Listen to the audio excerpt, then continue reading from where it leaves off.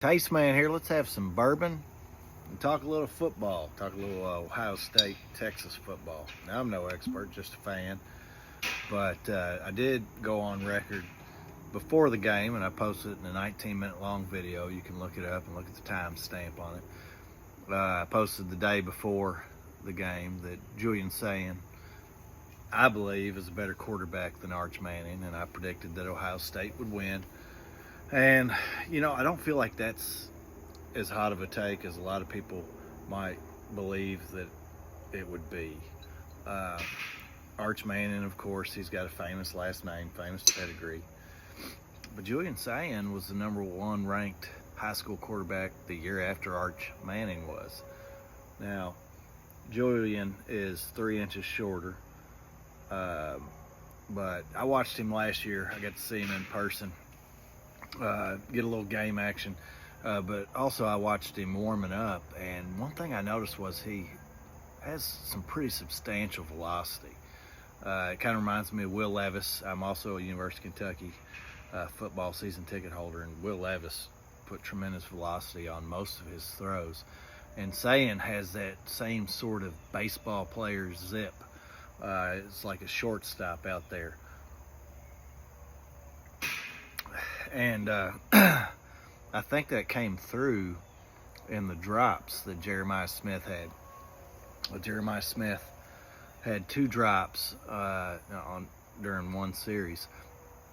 And I think part of that is just Sayin puts so much more velocity on his passes than Will Howard did. Will Howard threw passes with quite a bit more touch. And that's something that Julian will probably dial back on at times. If not, I have no doubt that Jeremiah Smith will adjust, and it certainly makes it harder to intercept his passes. Now, correct me if I'm wrong, but I only think Sayin was off target on one pass, and I believe he was throwing that ball away. He had a remarkable game for his first ever start, being against the number one ranked team in the country. Now, I feel like Matt Patricia far out coach Sarkisian. I think they made it difficult on Arch Manning. But my thing with Arch Manning is, I don't know him. He's probably a wonderful human being, but he doesn't seem to have the fire, the type A personality fire, to be obsessed with winning and to win at all costs. He's very composed, and there's nothing wrong with that as a citizen, but as a quarterback, you want to see that edge. Like, a lot of people don't like Aaron Rodgers, but Aaron Rodgers wants to win. Tom Brady wants to win. Baker Mayfield, people find him polarizing. Baker wants to win. Caleb Williams is another quarterback that I just don't see that fire. I just don't see it.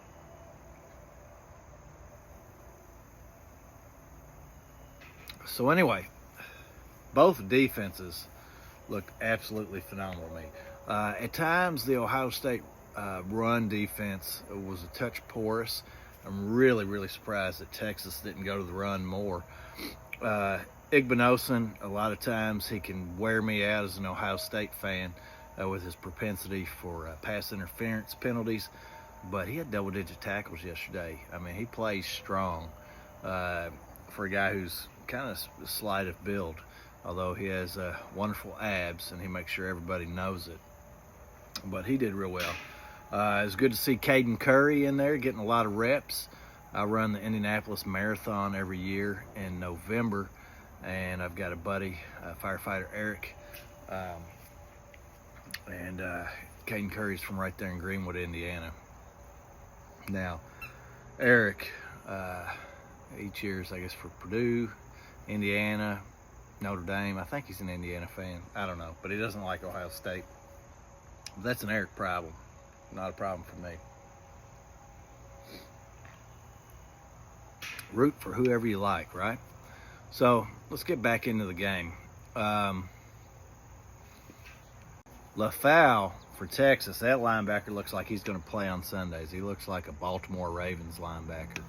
And Reese, Arvell Reese for Ohio State, wow. He brought the thunder a few times. That kid's going to be a star as well. Now, Carnell Tate had a preposterous catch on his touchdown. I guess Sayin missed that a little bit. It was a phenomenal catch by Tate. I did predict a breakout game for Brandon Ennis. That did not materialize, but y'all mark my words, Brandon Ennis is going to have some big games this season. So, did y'all watch the game? Ohio State versus Texas. Hey, quit eating grass. What were your thoughts on the game, if you did? Now, University of Kentucky football fan as well, and I was watching that on another screen. Whew, that was some rough offense to watch. You know, Toledo was 4-8 last year, and UK couldn't get out of their own way against Toledo. That's some pretty heinous quarterback play. I hope we're not going back to the Bill Curry days. I really hope that they just had the playbook nailed shut. But that was a rough game to watch. So, having a nice pour tonight. Going to go in there and watch Notre Dame, see how they do. I ran 16 miles today, so tomorrow's a rest day, holiday, Labor Day, which I probably won't post this till tomorrow. So I can have some bourbon tonight. I only have bourbon on nights when I'm not running the next day, and I run 5 days a week. So only nights that I drink, if at all, is going to be Friday and Sunday nights. So, but this is an epic bottle. You had it? Any bourbon connoisseurs on here? I have my fantasy football draft tomorrow night. Who should I target? T-Mac for the Panthers. He's one that I'm wanting to get. Travion Henderson, but those in my league, I mean, they know I'm an Ohio State fan, so he'll probably get snatched up, and Egbuka probably will as well. I got burned drafting Marvin Harrison. I think I got him early in the second round last year. That was a bad call. That was an absolute flop. Speaking of other Buckeyes, I think JSN, I don't know about getting him. I mean, Cooper Kupp is now there in Seattle. I think they're going to be a lot more run-heavy offensively. If I'm targeting a Seahawk, probably Zach Charbonnet. I think he'll leapfrog Kenneth Walker, and Kenneth Walker is injury prone. I think Charbonnet will be there quite a bit longer. But who else? Who else am I really pining for?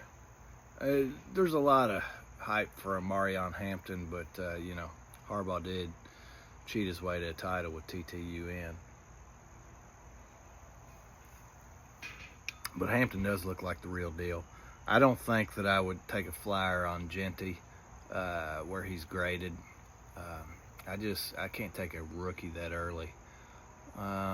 Tight ends, I'm probably, you know, we'll kind of see how it shakes out. I'll probably wait and take Njoku or possibly the rookie from Penn State, so Warren, who's with the Colts. I think Danny Dimes will have a lot of checkdowns to him, and I think a rookie will do well. Of course, I'm sitting here watching Hard Knocks with my son, so I'll probably get Dalton. Is it Dalton Knox? It is Knox. Knox on Hard Knocks. He wears the same jersey number as my son, 88.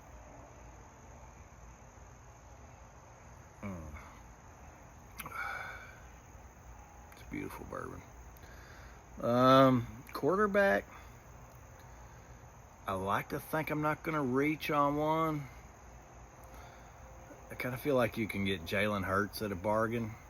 I'm not sure Jaden Daniels.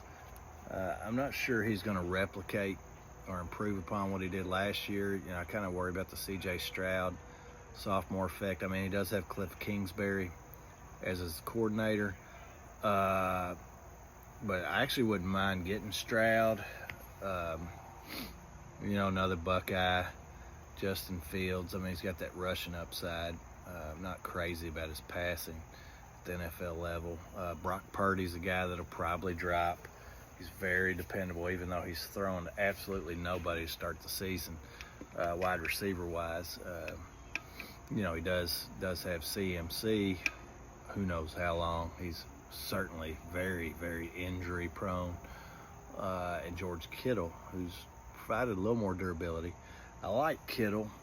If I were going to go on an earlier tight end, I might spring for him, but I've just gotten burned so much when I get an early tight end.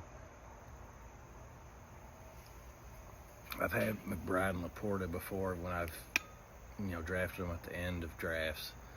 I generally try to look for the next great thing, or the guy like Njoku that's slept on, that overperforms draft position historically.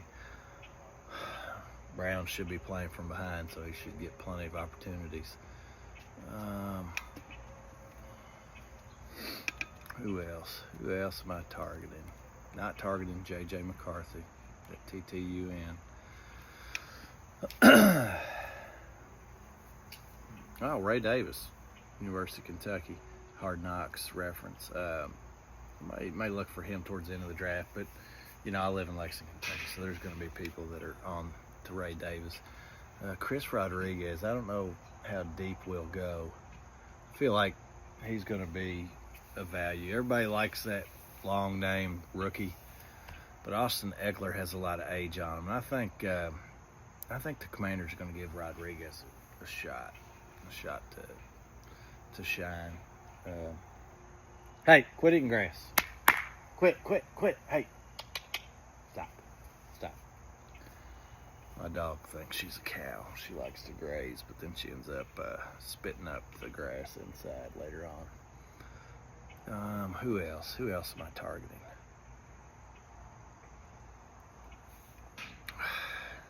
I'll probably take running backs early just because it's so thin and I'm not in a PPR league. I'm not really crazy about any of them, to tell you the truth. We have individual defensive players.